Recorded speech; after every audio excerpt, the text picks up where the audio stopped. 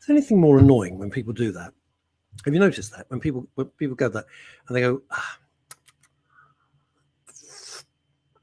and you think, why do you have to make such a bloody noise? Why? What's the idea? What's going on? Hi, everybody. I'm Russ Kane. This is the Daily. I had to think about that for a second. This is the Daily Show, exclusive, of course, to Men's Radio Station that Howard James and I started a few years ago, and it's gone off like a rocket. So we're very, very thrilled. Welcome to everybody. And I was about to say, and it's gone international. Who's the first comment? Asa Don Brown from New York State. Asa. Yes. I got a question for you, Asa Don Brown. Then I'm going to bring on you know who, obviously. Asa Don Brown, you showed some pictures of your view. I've never seen anything like it. It was like the Ponderosa. I mean, you know, if we've got a garden or a terrace or a little patio or a balcony, we think we're fantastic here in London and the UK. I couldn't see another building. It was absolutely extraordinary. If I was clever, I'd be able to show pictures, but I can't do it because I don't know how to do the tech. You know him.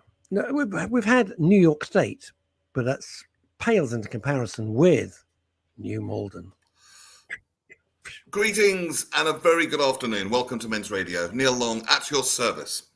That is worryingly A, professional, and B, rather chirpy. We don't do chirpy here. I'm chirpy because I went for a swim last night. I went for a moonlight swim. You went for a swim? It was really funny because there was lightning strikes and they wouldn't let us in the pool. And and they said, we're going to let you in, but if there's any lightning, and if we see lightning for 3 miles, we're going to call you out, and I'm going to blow the whistle. And you know that scene in Jaws when he's like, out of the water, everybody out of the water. And it was like that, and everyone's like moaning. And then I thought it'd be really funny to get my strobe light on the phone.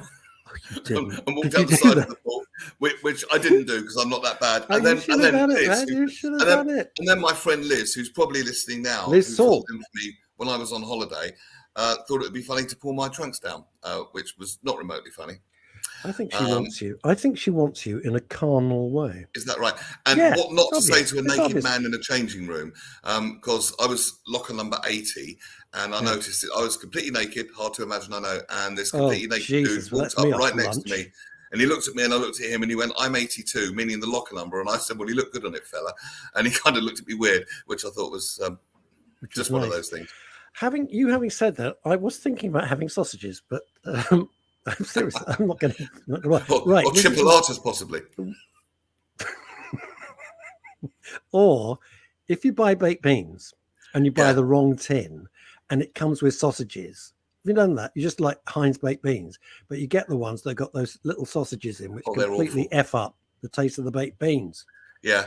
I do have some rather nice chili beans, which I need to eat at the moment, but it's got nothing to do with men's mental health. It's got nothing. Before our guest is there, Simon, won't be a minute. This is a very important guest, and he's a great guy and a fantastic author. So Simon, hold your horses, have another martini. I won't be a sec. He's nodding wisely. I want to do this because when we get messages like this, it's important. Right. Would you like to read this out? Neil Long of New Malden. Kimmy Lashmar, thank you, one of our regular listeners. Hi, Kimmy, good afternoon. Let me tell you something I was disturbed by yesterday at Westerham in Leafy, Kent. I waited in the car as my husband nipped into the co-op, watching about 15 school kids, obviously broken up from school. Respectable looking, you might think. The boys, no shirts on. The girls, in hardly anything on too. They went to the co-op. David came out and got in the car and said they've just taken drinks off the shelf, opened and drinking and nicking them. The poor girl, who couldn't have been much, and I guess she's talking about the person who worked there. I guess the next word's going to be older than, who had to deal with 12 or something, It's disgusting. It's disgusting. And do you know why it happens, Kimmy? There's no repercussions. They don't give a shit. There's no repercussions. The kid behind the counter at the co-op's going to do sod all. Security's going to stand there. That he won't want to get involved. And are the police going to get... No, it sucks. It sucks. On a lighter note, then I'm bringing on our guest. Liz Saul says, I better read this. It's about you. It was hilarious, Russ. Sorry, I got to do the full thing. It was hilarious, Russ. We were lane swimming, and I gave the trunks a tug as I went past in the other direction.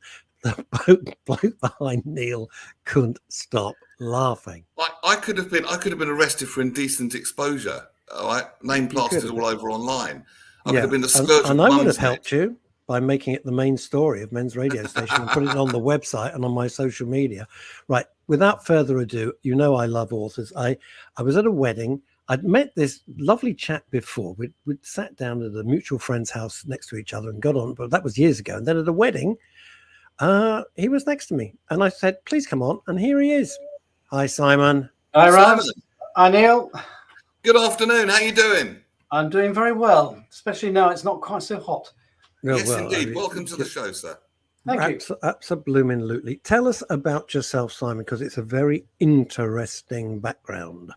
Well, yeah, okay. Barrister since 1978. Wrote a couple of books in the late 80s. They seemed to go rather well. They were published here and in America. Got the call from Hollywood. Me and a mate were invited to write a screenplay for a Hollywood movie. Got wined and dined, made all sorts of promises. I thought I could leave behind Wandsworth County Court forever. Yep. I was already writing the Oscar acceptance speech on the way over. And then nothing happened. And then a lot of nothing happened. And I realized it was never going to happen then. And I had to get back to Wandsworth County Court and carry on fighting dodgy landlords. So I did that for a few years. Simon, do you realize, and I never knew until I first started to do business in LA when we had a film company, there's no such thing as a bad meeting in Los Angeles. It's not like the UK. Every meeting's great and you never hear from them again. Yeah. No, every time. Yeah. Well, that was. Were they intending on using you, and it just sort of got dropped, or were they just it's kind the of Hollywood way? It's the Hollywood way, Neil. No, Simon will back me up. I suspect, in fact, they were more interested in using the young director, but I came attached to the project, and nothing ever happened. We wrote what I thought was a wonderful screenplay with a terrible title called "The Stewards of the Whirlwind," all about the Knights Templar and how they fought in the Battle of Bannockburn on behalf of the Scots and so on. Anyway, it never happened. So I had to come back. I had a big mortgage and 3 small children, and I decided I had to carry on working as a barrister, which I did until I retired early to give the writing another go. Let me ask you something, because we're all about mental health and well-being, and then we get back to the books and everything like that. And I've been there, so I totally empathize with this. You get bigged up by people that you really want to be bigged up by. It's all great, and it turns like a soggy souffle. Nothing happens. It's quite difficult to pick yourself up, dust yourself off, and think, "Oh shit," and get on with it, isn't it? I agree with you. I think it is. I mean, that's they walk softly because you trample on my dreams, and so it didn't happen. And I thought, well, that's the end of that. And then to add insult to injury, the publishers of of the books that had actually led to this opportunity, W.H. Allen, went bust, were bought out by Virgin. Promises were made by Virgin, which were not. Oh God. Which were not kept, and it turned into legal action to get my rights back. So it really did look as if it was going to be the end of a budding writing career. God, you're like the George Michael of writing, or is it the Prince? Had to do the same thing. Here we go. San Munro. How many barristers does it take to change a light bulb? Well, it depends if it's an hourly rate or a flat fee. Very good. Yeah, it does. I prefer. How many, because this is Men's Radio Station, how many psychiatrists does it take to change a light bulb?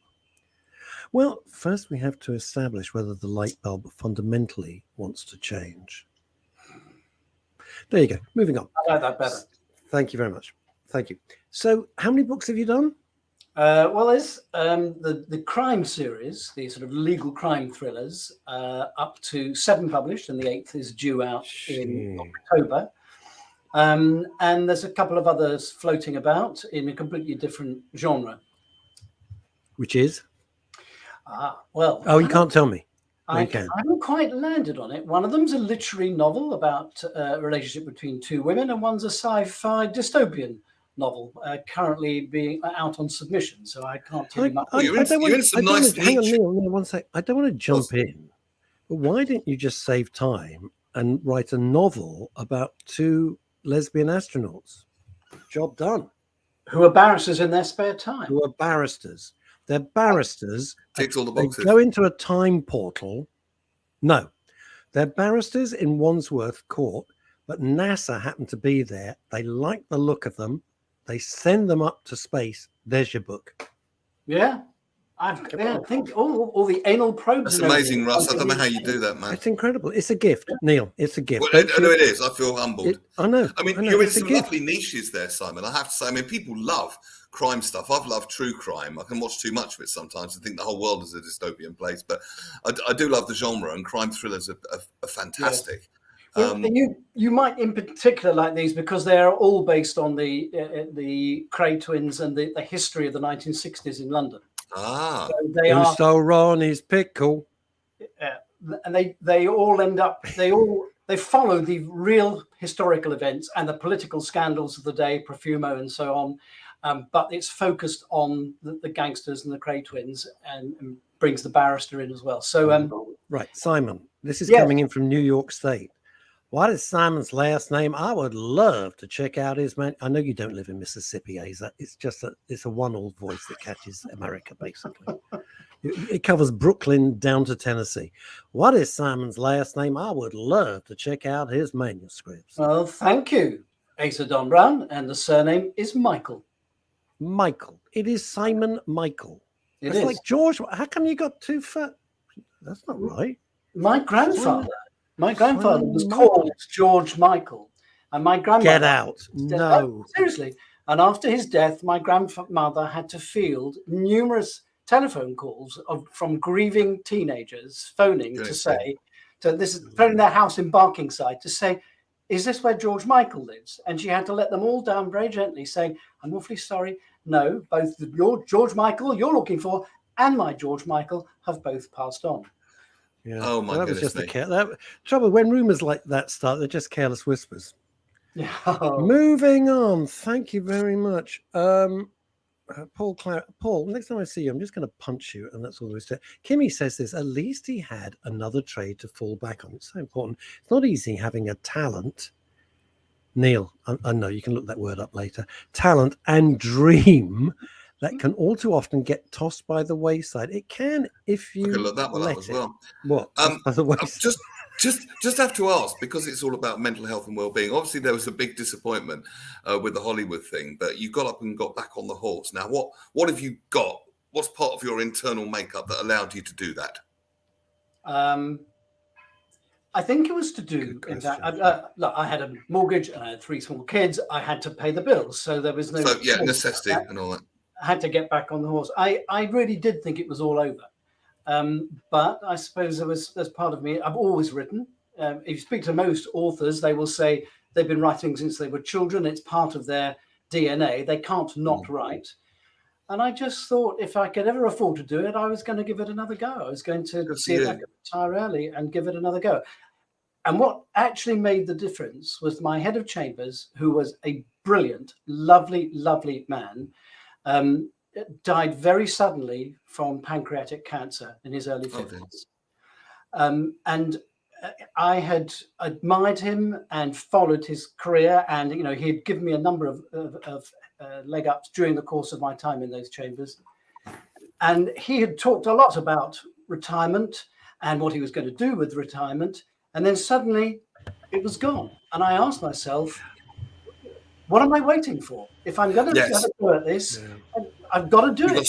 So many people do that, Simon. So many people have a dream, but they wait for all the ducks to be in a row before they get started. But the ducks are never going to be in the row. The ducks align when you start, and it's a process. And that's what people don't really understand. They're kind of at effects of the situation rather than being at cause of it. The trouble with that is, and you're absolutely right, Neil. You're quite right. It takes a hell of a lot of bravery. It's like Indiana Jones in the Last Crusade, when he walks, when he thinks there's nothing there and there's an invisible bridge, as there always is. It takes a leap of faith because you've got to be brave to do it. There's an element of self-belief, I think, that because I thought I could do it, and I had the earlier success in the 80s to demonstrate that I could do it. But also, and this is important, not everyone can afford to do it. I know very, very good writers who are still shackled to their desks of the day job because they can't afford to take the chance. And I was very, very fortunate in that as a barrister, I was able to get a sufficient of a treasure chest behind me to think, okay, I want to do this before I die. I don't want to go to my grave saying, I wish I'd had a go. Well, this is what people say, regret what you did, not what you didn't do. Yeah. And you are so right, just to get started and do it. You'd be surprised how many people don't. Or they talk about it an awful lot, but they never do. Could you read this, Neil, if you'd be so I'm doing that at the moment. Rather than waiting, says Liz, for everything to align, I'll start processes on things of which I'm more in control. And it's a good feeling, frustrating, but good. Yeah, I think we have to do what we can. I mean, you've said some lovely things already. We're only like 16 minutes into the show, Simon. And I think when people I've loved died, I think their gift is live now. Don't wait. Don't wait. You've got a dream, do it now. Don't wait till the kids are growing up. And if you've got your basic needs covered, of course, on Maslow's hierarchy pyramid, but anything above the basic needs, if you've got that, don't wait. Really don't wait. Just get started and do it now. I'll tell you something, Simon. As everybody knows, because I'm bored, I'm stupid with it, I've got to get rid of my lockup. I've got an enormous storage unit in London. I mean, it's huge. I mean, vast. People think, oh, it's like a little unit. No, it's absolutely huge. It's like Delboy. It's like a warehouse. Because I downsized, and I've been putting off clearing it out because it's such a daunting task. Hundreds and hundreds and hundreds of boxes. And so I started with the help of the kids and my partner, and I brought back a third of it. And last night, I finally ripped up the last of what must be tens of thousands of pieces of paper, literally tens of thousands. I'm going to the recycling dump about 2-3 times a day, going to the charity shop. You look back on your life and you think, what I do anyway, I think, what the hell was I thinking? And I would say 80% of it is an absolute waste of time. Just do what you want to do. And eventually it all kind of works out. Very emotional, horrible, put me in a bad place for quite a while. And I'm just coming back up to the surface. It's not pleasant, but absolutely, if you've got a dream or something you want to do, grab it, because that time goes like that. It goes so fast. Today I saw a post come up on my Facebook feed. To my amazement, I did the Edinburgh Fringe when I performed my show 3 years ago. And I look back, I go, what have I achieved in the last 3 years? Absolutely nothing. Apart from a massive contribution to the field of mental health for us. That's sweet of you to say so, but I look back and I think, to me, the Edinburgh Fringe feels like 6 months ago. That 3 years, gone. Boom. It's so scary. And, the clock is ticking. Simon, I just agree with you. Just 100%. If you can do it, do it. Give it a go. The difficulty is you just don't know what's around the corner, and all your plans can be completely disrupted because of something, a death in the family, sudden illness, disability, loss of your job, whatever it may be. Yeah. And if you don't grab it while you have the chance, it can just slip away. I mean, look at this. This is interesting. It goes Elizabeth Green, like moving countries. Now she's watching and listening from Manhattan in the middle of New York City. Like moving countries, taking a risk. I moved to New York knowing 2 people. Stop your mind telling you can't do things. We could do hours on how our mind gets in our way. I know, but I would, and we probably should. And you should get out of it. And you should lead that, Neil, because it's your area much more than me. And you can just let me know when you want to do it. But Simon, I think we need to qualify this. Everyone can do anything. You can't. That is the Tony Blair line of bullshit. And it's not true. Not everyone's a winner. I know that's harsh. I'd love to be. What would I like to have been? I would love to have been a Formula One driver. I don't have the skill. I'm much too tall. I'm 6 foot. I don't have the ability. I don't have the courage. So it's a stupid, it's stupid. I know that's it's no good saying, well, Russ, if you wanted to be a Formula One driver, you could do it. Phone Ferrari. It's not going to happen. You've got to be realistic. I want to put this comment. I want to put this comment on. Just bear with us a second, Simon. There you go. This is from Sue. Thanks for saying that. Wish you got my name wrong, but I'll forgive you, Neil. Russ, no, it's a typo. It's a typo. Has helped more people than he will ever know. So stick that one in your pipe, Mister. I've done nothing with my life. But it's a question of how we feel about ourselves. There was another comment which was very nice from Kimmy Lashmar. I didn't put it up. It's how we feel about ourselves. I think there's a great disparity Thank you, Neil. I wasn't going to put it up. Disparity between what other people might think you've achieved and what you think you've achieved. I'm 3 books behind now. Which is why Simon's output fascinates me. I'm 3 books behind. The Gatekeeper came out 3 years ago, more or less. Tell us more. Tell us more about this wonderful body of work you've got, yes, Simon. Please do. Use this as a shameless, gratuitous plug for your literary skills. Okay. The forum's yours. We'll philosophise on another show, please. Yes, back to we you. will.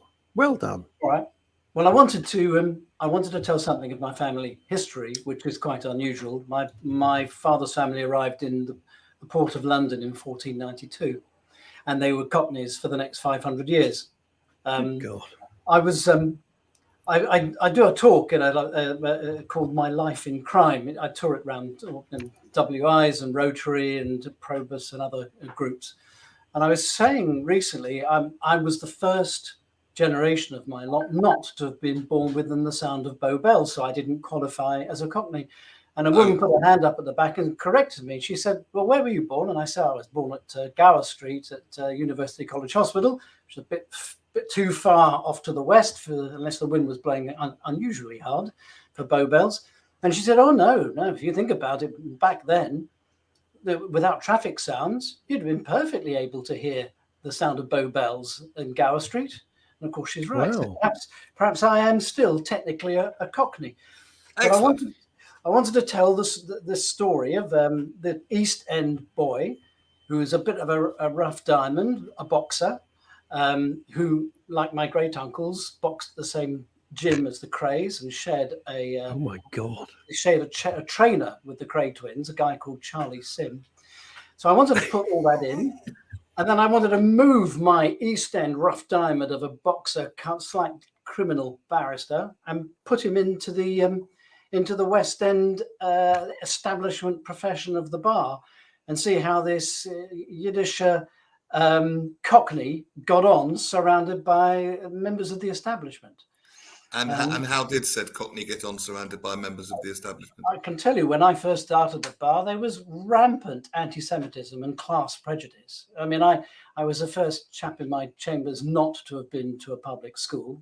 There were no women as well. So when I say first bloke in chambers, I mean there were no women, certainly no one who spoke the way I did. Certainly and no anti-Semitism as well, you say? Unbelievable, yeah. Really? Rife. Rife. Do you know, Simon, today I wrote to Omid Tajili and thanked him for his support, because the good report came out.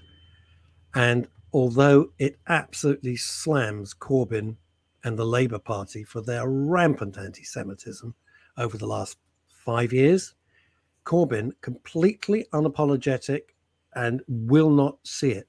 And it's like when you get fanatics, you can't shift their mind. So it's so appropriate on this day. But I wrote to Omid, who came out in support, and I thanked him for his support. I mean, of all the places where it shouldn't be, it's unbelievable. And we see lots of this in many walks, don't we? Imagine what the rest of racism's like. Imagine what it's like.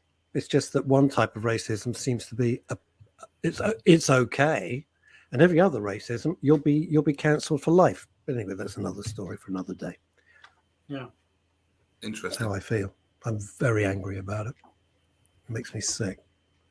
Absolutely. The way barristers start, the way they get their first cases is by a system called returns. So if you're in a set of chambers and the head of chambers at the top, let's say his case runs on or a witness is missing, but anyway, the next case in his diary he can't take. So that moves down to the next guy who's available, who gets a better case than he would normally get, and he is exposed to new solicitors.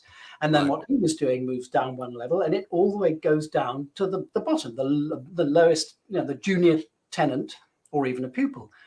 But that doesn't work if the guys above you say, "I don't want that Jew boy doing my work." And he tells the clerks that whatever happens, that return is not to go down to that particular person. I don't want that Jew boy doing. Oh yeah. You see, yeah. Neil, your face says, it's fantastic.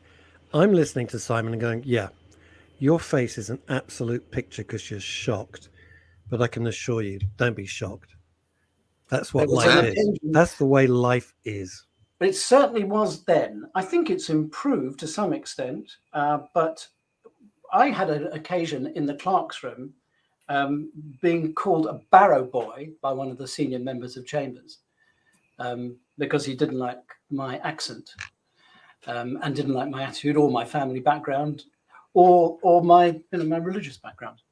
It used to happen a lot, and not only from barristers but from members of the bench.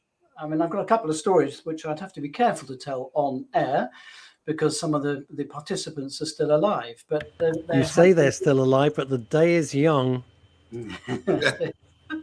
True. Me and Ray Gelato, we can pay them a visit. Don't worry about that. Magistrate found mysteriously hanging under Blackfriars Bridge. People looking for a saxophone player and a radio broadcaster. If you can walk your way around it, tell the story. If you feel you can't, don't. I was involved in a case at the High Court where I can't remember it was a civil case, and my expert just happened to be a Jew wearing a yarmulke. Right. And before he even got into the witness box, the judge started on him, making outrageous comments. Good and then God. My client was Jewish as well, and this tirade went on for several days. You couldn't get a word out. You couldn't make a submission before the judge would interrupt you. He was openly scoffing at some of the expert evidence that we were calling. It became so well known that Simon was in the High Court and getting a kicking that other members of the bar, Jewish members of the bar, all came in and just sat in silence on the barristers' benches, just watching what was going on. And eventually, the barristers' benches were sufficiently full. I mean, normally in most of those cases, you get one barrister on each side or two barristers on each side, and we had 30 or 40 barristers there. And the judge was finally cowed into relative silence. Still found against us, and we had to go to the Court of Appeal to get it put right, which it was. But it was a really, and I was very junior at the time. It was a horrible experience. This was in the late 70s. In the late 70s. And here's the interesting thing, Neil. Let me throw this out. It's not like Simon's family arrived in the in 1930s. It'd been here for hundreds and hundreds of years, and yet still, hundreds of years later, seen as the outsider, as the foreigner. Yeah. How would someone senior like a judge even get away with that? Well, am I being very naive here? No, I don't think you are. I think unless you've got experience of being in court, the judges are the masters of their domain. And within certain parameters, they can do pretty much what they want. I think it would be unlikely to happen nowadays because the bar has become very much broader, and there are people of color and a lot more women. In fact, more women now applying to join the bar than men. I think it's something like 52 to 48%. So it has changed. But when I started, it was a public school white man's domain. Right. And if you didn't fit in, you were likely to get a kicking. Right. I didn't fit in. Does this influence a lot of your writing? Oh, yes. There's a fair amount. That's not a silly question. The story I've just told you is in one of the books, albeit slightly changed, so that identities can't be. Sure. I mean, does it feel cathartic to get it all out? Because they say that's really good for mental health. Is it? I mean, if you can't destroy them in court, you can destroy them on the page. If you like. I am an author who believes in the therapeutic benefits of writing. I think a lot of authors get a lot of their angst out, and a lot of their they get their stuff out there. And once you've written about it, it seems to be not gone, but certainly anesthetized, less powerful. It's because you're kind of observing it rather than just being in it. You've disassociated in a good way from it slightly, I think. If you're saying putting it out there, it's a thing that's no longer in here, it's out there kind of thing. Yes. It's that thing over there rather than the thing you're living. And it's very powerful. In The Gatekeeper, I killed people, but everybody is actually somebody. You wouldn't know. is actually. I know of a somebody. very senior judge who I won't name, who when she disagrees with one of her peers, because there's quite a lot of sexism, she will go home and kill him in a book, in the novel that she's writing, and then and then go back and completely legally do her job. Well, not that she's breaking the law by writing, but you know what I mean. It's the cathartic thing. It is very therapeutic. In the new one I'm writing, which I think I mentioned to Simon when we had dinner, it's a serial killer, and you can imagine the people who are getting killed. It's everybody I can't stand, and it's wonderful. And the more gruesome the murder, it's a police procedural, really, about a serial killer. But I got to read this. Anyone I'd know, Russ? Interesting you should say that, Neil, because indeed I think you'll find that there may be quite a gruesome ending, and it's more than I can say, dear boy. Anyway, it is so cathartic, and I just laugh. I mean, it's huge fun. It sounds terrible, but it's huge fun killing people on the page, and I think most writers think the same. It's huge fun, fantastic, because you can't do it in real life unless you're nuts. So how many working books on do that? you have? Sorry, I think you mentioned this at the start of the interview, didn't you? How many? What is your portfolio? There are 7 out at the moment. They start with The Brief. They're all based on real cases I was involved in. Yeah, walk us through them. Oh, right. Okay. Really? All right. Yeah, well, The sure, Brief. only if you want to. Right. We're happy for you to do it. The Brief is the first, and some of them are actually based on complete cases, and some of them are just bits of cases, or they've got a wonderful character like a bent policeman or a dodgy judge or whatever. So I take pieces like a jigsaw, but they're based on real cases and upon my hero, Charlie Horowitz, as he was originally called, Charles Holborn, as he anglicizes himself to fit in. But Anthony never did that. No, he didn't, but he didn't need to. Whereas if he'd been at the bar in the 70s, he might have. But I wonder, you say that. But it's funny enough, Anthony Horowitz and I were tweeting this morning, and because he's just a delightful man and my writing hero. And I'm quite open about it. But he could have changed his name, and because maybe people might have been put off. But it's interesting. He doesn't need to now because he's an international, huge writing star. But I wonder in the early days. I would have been surprised. Okay. Because publishing is a much younger profession in the sense that the people in it are much younger, and they carry completely different attitudes to those post-war attitudes that I encountered in the 70s at the bar. So I suspect he'd have been all right. But anyway, so the books just follow the story of Charles through the 60s. His rather ambivalent relationship with the Krays, who by the end of the book, the series, have got something on him which could destroy him. And so he is, he is having to tread very carefully. The final book in the series, very likely to be the one that's coming out in October. I think I've said all I want about Charlie Holborn at the moment, is how he finally extricates himself from under their control. I won't tell you how it happens, but I'm very pleased with the way that one's gone. And the one that came out most recently, called The Final Shot, that was number 7 in the series, is about a murder that occurred on the day that England won the World Cup in 1966. So it's full of football and people going to Wembley and coming back on the trains from the earlier games. And I hope I have managed to evince the excitement that the whole of England was feeling. It was incredible. Incredible. 1966. Here's a question for you, Simon. You've alluded to Reg and Ronnie Kray.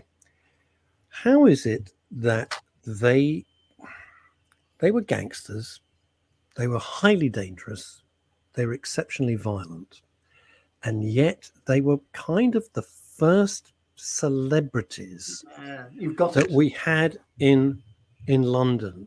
Nightclubs, all the stars wanted to be with them, and yet they knew who they. It wasn't like they thought they were investment brokers. They knew exactly who Reg and Ronnie Kray were, and yet they were drawn to them.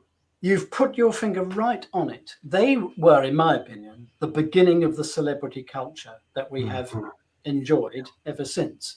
They liked to be seen with people like Judy Garland, Sonny Liston, and others, and that's one of the reasons that they moved from the East End to Esmeralda's Barn, the nightclub in Knightsbridge. And I've done a lot of research into the Krays, as you might imagine. Of course.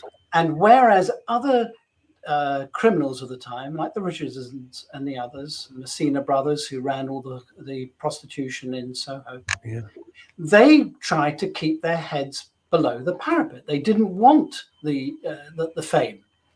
Ronnie and Reggie Kray had this compulsion to prove themselves as good as anyone. And that's why they like nothing better than to bring these establishment types within their clutches and then blackmail them and rip them off at their casinos, but pretend to be their friends. So, for example, one of the people who was most closely associated with them at the time, and I write about this in several of the books, was Lord Robert Boothby. Boothby, I was going to say. You may remember him. Yeah, of course. Tory grandee, a peer. He was the father of the Prime Minister's daughter. He'd been in a relationship with, name's gone straight out of my head, with the wife for years, and everyone knew about it.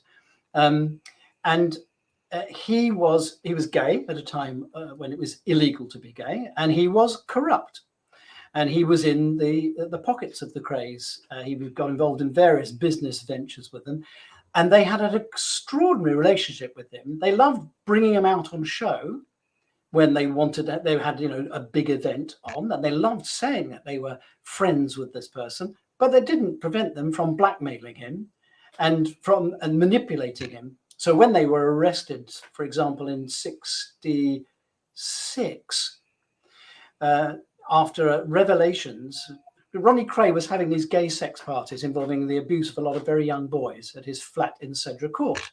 The police were camped outside, taking photographs of who came and went. They had this new... Perhaps camped wasn't the best word. Absolutely right, sorry. They were hidden outside and taking pictures of the criminals who they thought they would, who they would be later to identify, building a picture of the Krays criminal gang. And they were taking photographs of Boothby and of the chairman of the Labour Party, a guy called Tom Dryburgh, who was a South African originally, a real sleaze, very unpleasant man, and was into paedophilia and various other disgusting practices. And the police couldn't believe what they had. And this was eventually leaked to the press, and there was a great. You can look this up online. It's still, the headlines are still there. All there. All there. At the time, and they managed to get Boothby to plant questions in the House of Lords, which you can still read on Hansard, saying how long was the police proposing to keep the Kray twins in custody without charge and without evidence? They're just two nice young men doing their best with their charitable endeavours in the East End to support the youth and so on. So they had this incredibly complex relationship with celebrity, but they loved being in the press. They're quite different from all the other gangsters of the time. It is because the Richardson gang, which was South London, it's just because it fascinates me, because it's terrifying but fascinating at the same time. The Richardson gang were equally as powerful as the Krays, and yet most people wouldn't know what they looked like, or where they were. They did none of that sort of stuff, and certainly it was for reasons that I can't even recall. Soho, especially the prostitution in Soho, was run by the Maltese gangs. Go figure, but it was Maltese gangsters that ran Soho. It's changed now, obviously, and now it's just property developers. So, and they certainly did not want to clutch to any celebrity at all. They kept completely under the radar. It was just so weird. And then you get those iconic photos of the Krays, I think by David Bailey, and you think, wow, they're not stars. They're just nasty criminals.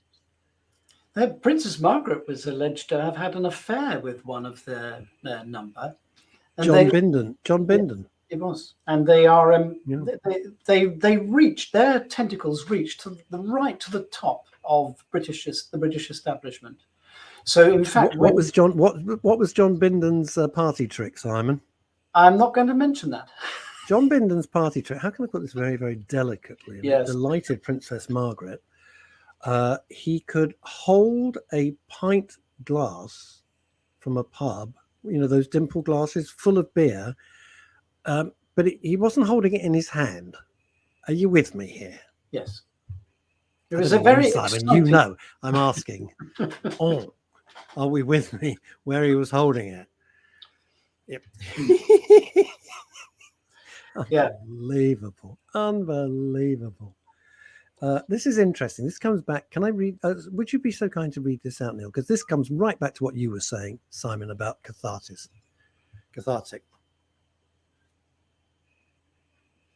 Oh,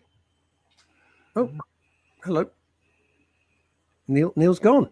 Neil, we can't hear you. That's weird. That's very strange.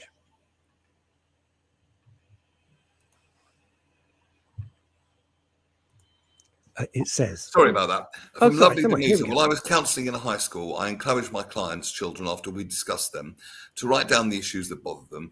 I then asked them if they'd like to tear up those bits of paper, bin them, or even burn them under my supervision. They usually did, because they said it helped, because they could feel they had dealt with it. Yeah, but burning bad memories is something I've heard of before, actually. Did that recently.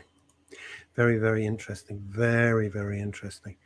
It is extraordinary, this whole thing. People talk about the corrupt. I mean, Boris Johnson went last week and everyone's going, oh, corrupt this, so corrupt, and they have such short memories of what people like Lord Boothby and the rest of them were doing. I mean, they were filthily corrupt and perverted. I'm sorry. I don't mean because they were gay. I mean, they were perverted. Because paedophilia is disgusting. There is no excuse. And I won't listen to anybody, especially the lunatics in California. I don't want to hear about it. You're disgusting. The end. Yeah, it's unacceptable. There is no excuse whatsoever. Yeah, no. You're a pervert. You're a pervert, and you should be in jail. That's all there is to it. When I first started, you probably heard of Operation Countryman. In 1978, the Home Office had this policy, whereby they were going to draw in honest coppers from the provincial forces and put them into the Met in an attempt to weed out what they thought were just a few rotten apples in the barrel, only to find that enormous swathes of the Met were corrupt, like the Dirty Squad, the Obscene Publications Squad, most of whom were taking fivers stuffed into envelopes from the two principal pornography guys, a guy called Silver and Humphreys in the day. And I tell some of these stories, and also the stories of the corruption that I faced on a daily basis when trying to do my job in court. The verbal confessions, the beating some of my clients took, and so forth. And a lot of the people I speak to say, surely it's not as bad as that now. And I used to say, no, I think it's a lot better, because we've had the Police and Criminal Evidence Act, which means that interviews have to be recorded, and we've now got cameras on uniforms to show what's going on. But you only have to look at the newspaper headlines over the last 6 months to see how endemic the damage to the Met is. The attitudes that they carry into their work, the attitudes to women and to minority ethnic communities, the way that the photographs of the two deceased young women found in the park. Oh, the God, that was disgusting. What the hell's that about? Yeah. What kind of warped person do you have to be? Could you explain that? Because we've got people watching and listening from all over the world, so they may not know the details. Yeah, please. Yeah, please. Yeah, two sisters were murdered in a park in, I think it was northeast London. And the police officer who came to stand guard over it while the investigation commenced took photographs of the dead bodies, added different faces and so on, and then shared them, not only different faces, they did other things to the photographs, and then shared them around their WhatsApp group of other police officers and people outside the police. the level of disrespect it showed to these victims was simply breathtaking. But it's not the only recent event we've had concerning the way in which certain members of the police view their relationship with the members of the public. It's hardly surprising the public have got no faith in the police. Do you remember what Private Eye used to say, Simon? The Metropolitan Police, the best money can buy. Yeah. And they ran that. And how do they view, or how does this demographic that you're talking about view their relationship with the great unwashed, as it were? I don't think I think they are arrogant. They are a mixture of arrogant, untrained, and unsupervised, and it's a toxic combination. They see themselves as above the people who. And yet, Simon, can I throw this out? And you might say, "Well, you're saying it because you're not a young guy." All this bullshit training. All this bullshit training about what we want our police to do. No, me, because I'm not a young guy. Not you. Did you mishear me? You obviously misheard what I said. All we want the police to do is to solve crime. But we want them to protect us when necessary and to solve crime and bring those people to justice. That's what we want. Bring those people to trial, and then the law takes over. It's not the police's job to administer justice. But all we ever hear is diversity and all the rest of it. And it's like, could you just get back, if you don't mind, to what you're paid to do, which is policing? We're not interested in the rest of your courses. They're just bullshit. It's just a nonsense, all of this. Please just do what you're paid to do. I have a certain degree of sympathy in that they are fighting against impossible budgetary cuts. And crime has become so much more complex than it was only 20 or 30 years ago, that's the internet essentially. That's done that. So I have some sympathy, but I think there's a problem in terms of leadership and training, and that some mainly young men, arrogant young men, forget that they are part of the community, and that they cannot police without the community support. And there's an us and them mentality that's been allowed to develop. Totally. It's interesting. I mean, it sounds such an awful cliche, but bear with me. When you had the Bobby on the beat in your local area, you knew who he was. He possibly knew who you were. There was a relationship. So if there was trouble, you would go up and say, "Hey, Trevor, Billy, or whatever," and they'd sort it out. There was a sort of camaraderie that we were all in it together. You don't have Bobbies on the beat, and it feels very aggressive. It really does. And I think the level of mistrust is through the roof. And I think that's really, I support the police. Where the hell would we be without the police? You need the police. Obviously, they are the thin blue line, as the comedy series said. But there is undoubtedly a level of just mistrust. Leslie Demise is just pointing out that where the sisters were killed, Northwest London, it was Front Country Park between Kingsbury and Wembley Park. Thank you. Thank you, Leslie. Thank you, Leslie. It's extraordinary there.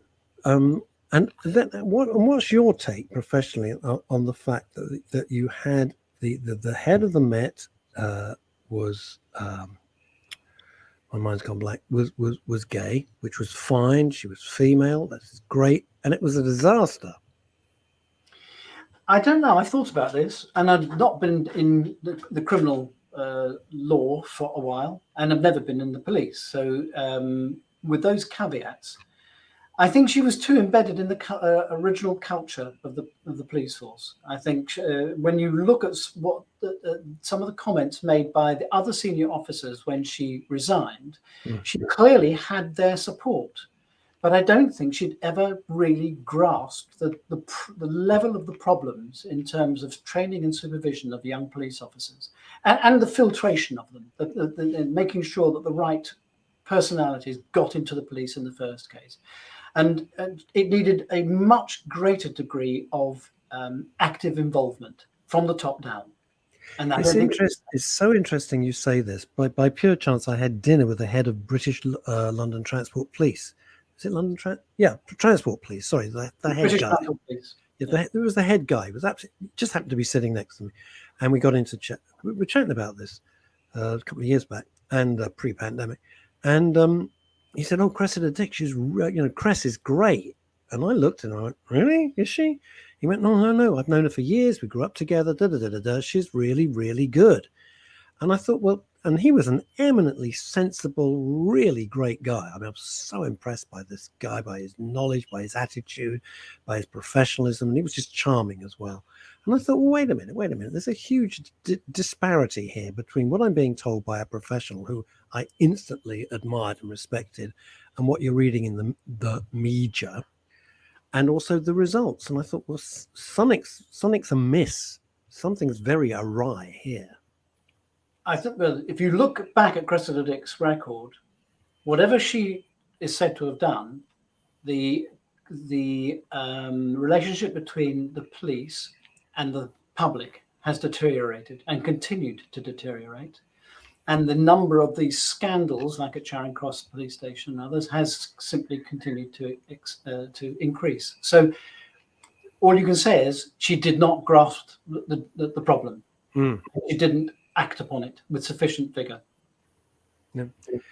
I really think, maybe it's an old-fashioned view, but I say it unashamedly, I really think that the public want to go back to what was. I don't talk about the corruption of the 70s, which was unbelievable.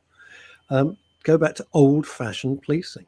Get out there, solve the crime, and if you do stuff, there are consequences. I think one of the great drifts that we have is there's no consequence. There's no consequence.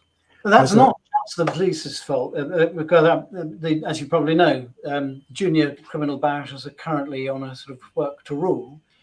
Yes, I want to ask you about that in a second. The amount of money that the government has put into the legal system has gradually, it's been cut and cut and cut and cut for at least 15 years, probably more, since the late 90s. Which is why the fabric of courts are falling apart in many cases. The IT systems don't work. There aren't enough people to actually manage the files, and legal aid has all but disappeared. So we essentially, in my opinion, have a third world justice system now. And it's the one that we are frankly entitled to because we have not put enough money into it. And you'll notice that in the news today, you'll hear all about rail workers and health workers and others, all of whom I completely accept are struggling to make ends meet with current inflation. You won't hear anything about barristers because they are still considered to be the rich fat cats. And the fact that young criminal barristers can't earn enough to survive is not in the newspapers, but it's the truth. We have a failing, crumbling criminal justice system, which, unless it is substantially improved and brought up to the level of the 1990s, will collapse. Is money the solution, or is it a multi-pronged approach, do you think? Money was the cause of the problems. I think it is not the complete solution, but it is the principal thing about it. The government needs to. Frankly, it hasn't had any a practicing barrister in the cabinet since, I think, Clark. Can't think of any. Oh, no, that's not true, because Suella Braverman was allegedly a practicing barrister. There hasn't been anyone in charge. Allegedly, my lad. There hasn't been anyone. If you could wave a magic wand and have the legal system, a perfect legal system in your world, what would that look like, Simon?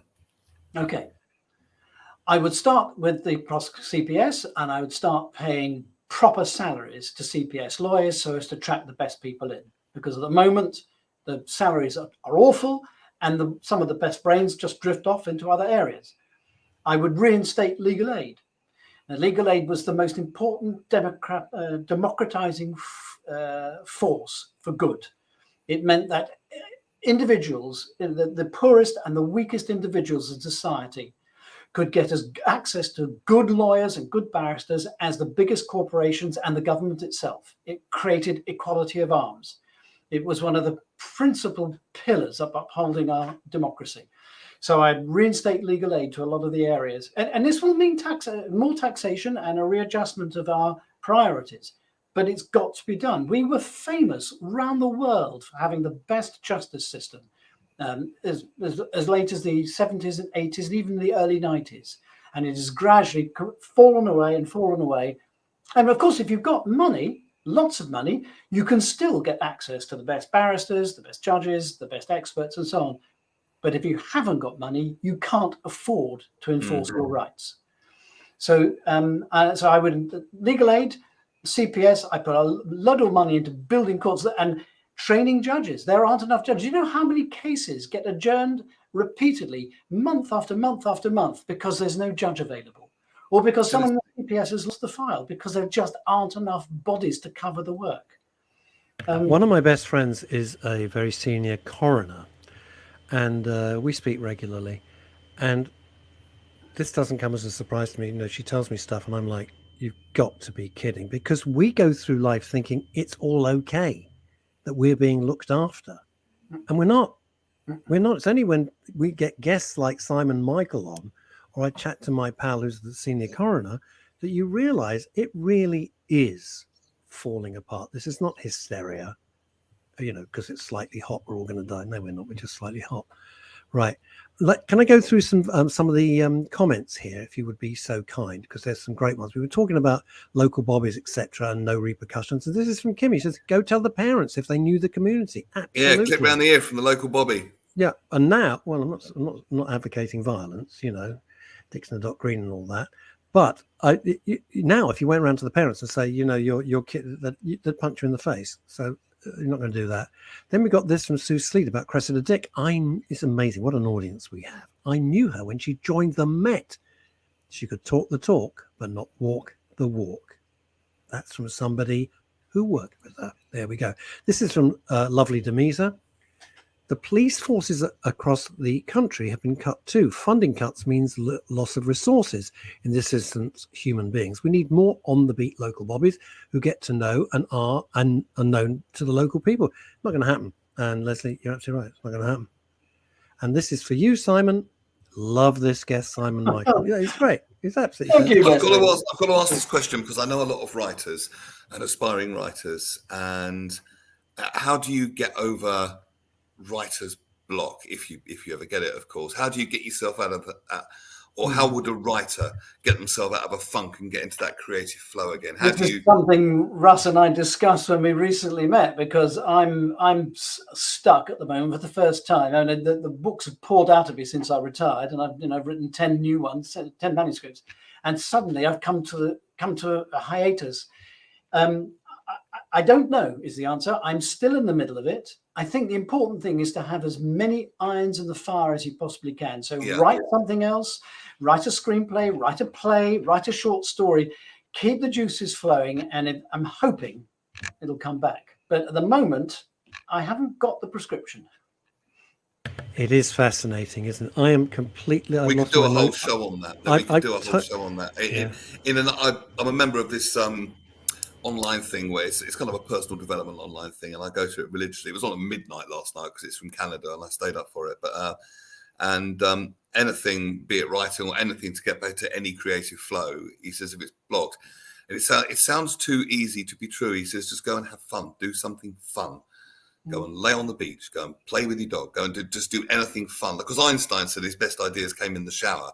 And he says, but people don't believe it, that fun could be a solution because it's, number one, it seems too simple. And number two, it seems a non sequitur. It's not connected. But the amount of times, he said, where I've seen my clients just go off, do something fun, then suddenly, bang, the idea slams in. For what it's worth. Absolutely true. Simon, it's been a pleasure. I didn't know where the conversation was going to go. I never do. I never make notes. We got some mental health nuggets as well. So thank you, Simon. I'm going to look you up. Are you available on Amazon? You must be. I am indeed. And excellent. Listen, and through all good bookshops. I love that. Those that are left, there's nothing better than a bookshop. Oh my God, you go in and that smell of new books, it's so intoxicating. I love it. I like the smell of musty old books sometimes. Oh yeah, well, I've got my lockup. You would have been in seventh heaven. Simon, thank you so much. You've been a brilliant guest today. It's lovely to meet you, Simon. Real pleasure. Thanks, gentlemen. We'll have And you back if all you'll the best be so with great. everything, and keep them coming out. It sounds absolutely superb. It really does. The work you're doing. So keep it coming, sir. Hope you've enjoyed today. Encouraging people to follow their dream as well. Absolutely. Hope you've enjoyed today's show. Great guest, Neil, as ever. Always in with the insightful stuff, and I always go, "How does he think of that?" See you Monday, dude. You got that dodgy bloke on Friday, haven't you? Yeah, Phil. Was it Paul Dave? Peter Dave. I can't. Well, some bloke. He'll turn up. See you then. Bye, everybody. Stay safe. Good afternoon. All right.